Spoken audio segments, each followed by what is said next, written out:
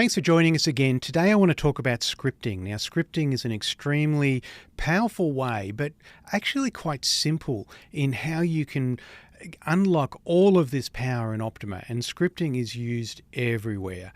It really is such an important feature of Optuma and takes it from being just a simple charting package to an incredible analysis package, allowing you to do so much. It really is the core of the scanning. You know, we've seen the watch list columns. We've seen examples of using it in other places. So when it comes to the quantitative analysis part of Optuma, all of the scripting is used in there as well. And there is so much that you can do.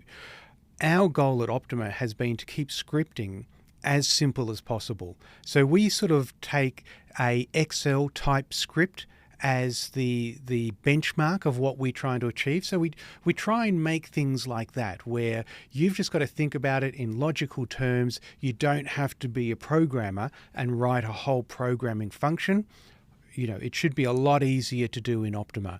So we're going to give a few examples of this, and I'll show you some of the places it can be used and how we use it.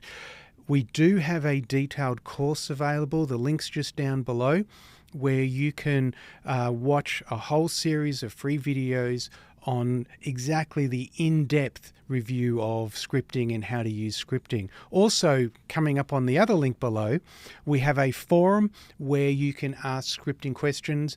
But not only that, it's actually really beneficial to go through all the past questions and see questions that people have been asking and how they've solved their scripting questions as well. So it's a great resource there that you can just take advantage of. All right, so let's jump in here, and I'm just going to start by putting on a chart. Let me change that to a candlestick chart.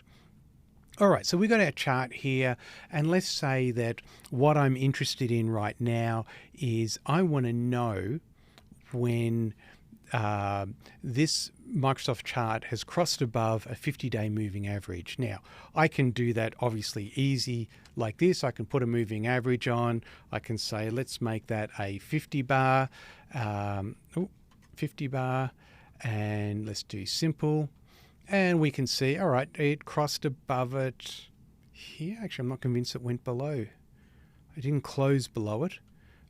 So that one probably wasn't. This one probably was. And so even on a visual chart, there are some instances where I'm like, well, did it or didn't it? Would my rule have triggered?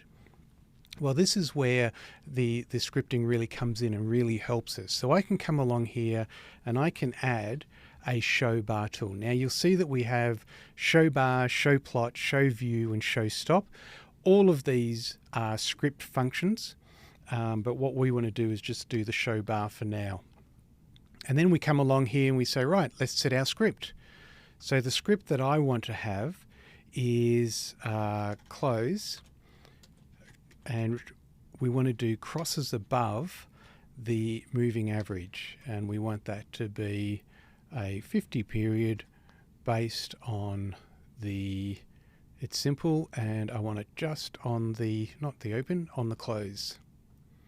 So 50 period, simple moving average, and close. What you'll notice with all of these script functions, if we've left it on the default, and the default is simple in this case, it doesn't show up in the script. It only shows up on the script if it's something different. So if I choose weighted, well, now style's weighted. If I go back to simple, it'll be there. Whether it's there or not doesn't matter if it's the default one. So we can hit apply to that. And let's make these arrows a little bit bigger so we can see the times when that happened. Now, as we expected, didn't occur here, but certainly did occur in this case as well. And we can see those times when the close crossed above that moving average. Now that's handy, because what I can do with that script is I could come along here and say, right, let's save this script as my condition.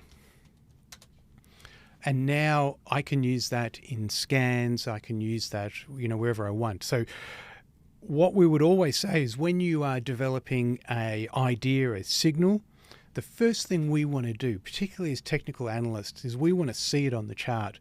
We want to jump through a whole host of charts. So, I may look at this and I may say IBM, okay, how does it work in this case? XOM, how does it work here? Apple. And so I can go through and I can test my idea just visually. So it's a little bit of a discretionary process, but it allows me to go through and just do that quick analysis. Does this idea make sense? If it does, great. I can then bring that into the scanner. I can choose that from my scanner. So if we come into our scanning manager, which we've already showed, and we say, let's add a new item, I can set the criteria to my condition. And we say we want to search the S&P 500 and let's execute that and see if there were any that crossed in the last day of data. And we've already shown that. So you can see how that scripting can be used there. Now, if I had, let's say, volume to the chart here, and maybe just because of the way this works, I want to know when this happens, what's actually happening to the corresponding value in volume. What I can do with this show bar is I can say, right, let's do a line, and then I can also say line over all views, and the lines will come down. Probably let me change the color of this so that they're a little bit different. We can see the green lines here, and we could even make them a little bit wider so they're a bit clearer there as well. But that allows me then to have all these different indicators in these different panels and be able to see when this event happens. Let me look at what's happening in the different indicators as well. A couple other things we can do with this one. Show bar is very powerful. We've got numbers. So in this case, it's a true false. True is a value of 1, so there's not really much value there. So one thing we could try is say, let's just say I want to know when that moving average crosses, like we have, but instead of returning 1 to say, yes, it's passed, or put an arrow there, I want to know what the ATR value is on that day, because maybe that volatility measure is an important number for me. So what we can do here is I'm just going to put this in a variable. So I just say V1, just randomly making that up. And I'm saying this true-false condition, I'm storing in this V1 variable. And then what I can do is say if V1, so let's just do a double equals. So if that equals 1, then what I want to return is the ATR. Now, again, in the videos, we'll go in a lot more detail about how this works. But otherwise, I want to return 0. Now, again, this is just the default ATR, 1 multiplier. It's on a 10. Let me make that a 14 period and hit apply to that. And now what I've got for each of these, it's the ATR value when that condition happened. So you can see there's so much flexibility in how you build this up and what you do with it. Another one is that you could say, have your own label. So you say, we can say crossed, and then we have our own label there as well, and symbols and all sorts of things you've got. So it's a very flexible tool, giving you a lot of control in how you set all of this up. Now, a couple of other examples to show you. So we've got the show plot, and this is just an indicator on top of the chart. So I can come along here and I can say, right, let's just make this one equal to the close minus the ATR, and we'll just leave it all as default. And we can see that line is sitting underneath here, underneath the close minus. Maybe I should have done the low minus the ATR, but you get the idea of how that works. The other ones, the show view makes a indicator down here. What we can do is come in here and we can have a different type of indicator. I mean, look, I could just put an RSI in. I probably wouldn't. I would probably use the RSI indicator, but as an example, I can put that through there. So again, you've got a lot of control now. You can see that this one just says show view with a script. I can come along in here and just say, this is a RSI and it's a custom version. and I can put those in there as well. So again, a lot of control over that. Okay, so one last one is the show stop, and I'm just going to open up a new chart for this. So let's just jump into IBM here. Again, I'm just going to change that to a candlestick. Now, the show stop's an interesting one because it actually swaps like a parabolic stop and reverse. So let me just put a PSAR tool on. The parabolic stop and reverse, once it's cut, it reverses. Let me make that a little bit bigger so you can see that on the video, and follows up the market. The stop does a very similar thing, but again, you've got control over that. So we'll go to show stop, and let me just add that here. Now, the default script is a 10 period ATR with a 2x multiplier on it. And so I select the start point, and this is where this calculation will start from.